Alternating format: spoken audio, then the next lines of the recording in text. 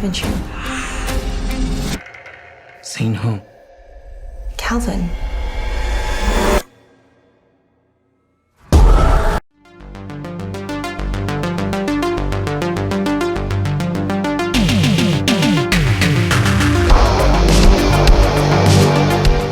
We are talking The Portrait, directed by Simon Ross. And this is kind of a slow burn supernatural thriller. I guess it broadly falls under the horror umbrella, as there is a kind of supernatural element to it. There's a couple of jump scares and one gore shot, but it's more of a kind of thriller slash drama. So what is the story? Well, it focuses on this couple, the husband of which has been in an accident where he has had brain damage, and the wife feels guilty because it was kind of her fault.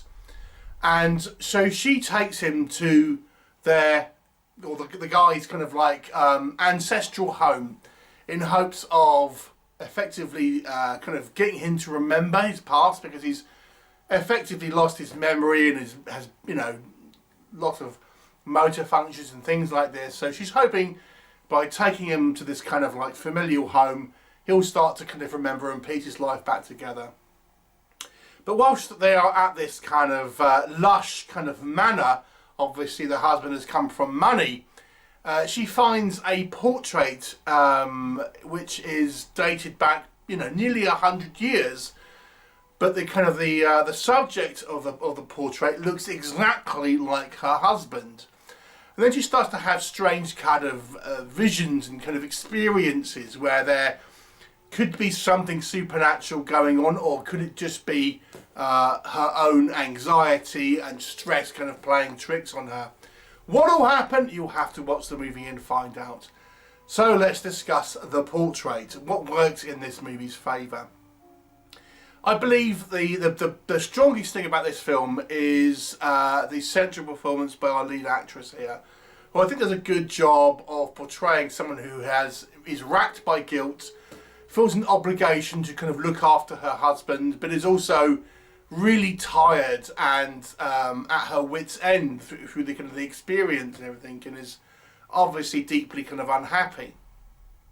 So I thought the central performance from our actress did a great job of conveying all of that without kind of overtly saying it. So it does a good job of again leaning into that more dramatic kind of side of stuff. The movie is a slow burn, but it does have a kind of creeping sense of kind of dread, and it's helped by some kind of just kind of eerie photography, some kind of like good use of musical swells and things like this, sound effects, to just give you that slightly unnerving feel. There's something not quite right here that's kind of going on, and you just feel there is there's some sort of tension in the atmosphere. So I do feel it does a good job of providing you with a kind of an atmosphere of unease, so to speak. Although he actually has a non-speaking role, again, Ryan Kwanten, who you may know from True Blood, does a good job here as the kind of the brain damaged kind of husband. Although, like I said, his role here is largely kind of silent because he has severe brain damage in this movie. And then when we do see some overt things happening on screen, I think because the movie is so generally quiet up until these points, it does, there's a couple of decent kind of moments where I think it will get you. There's a couple of good jump scares. There's one kind of, as I say, effective gore scene with the practical VFX I think are done quite well. And, those moments kind of, stick out because the movie, generally speaking, is quite a slow burn outside of that. The story has an interesting premise. I do feel it kind of gets a little lost, if you want my honest opinion.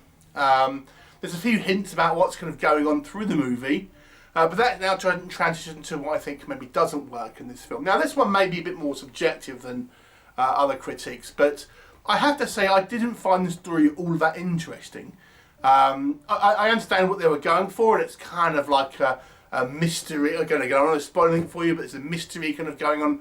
What is the actual kind of what's happening here? What's actually kind of going on? Is there something supernatural involved? And if so, what is it? but I just don't know if it was all that interesting, if I'm being completely honest. I mean, like I said, the movie was well acted for the most part, but the actual narrative of the story is slow.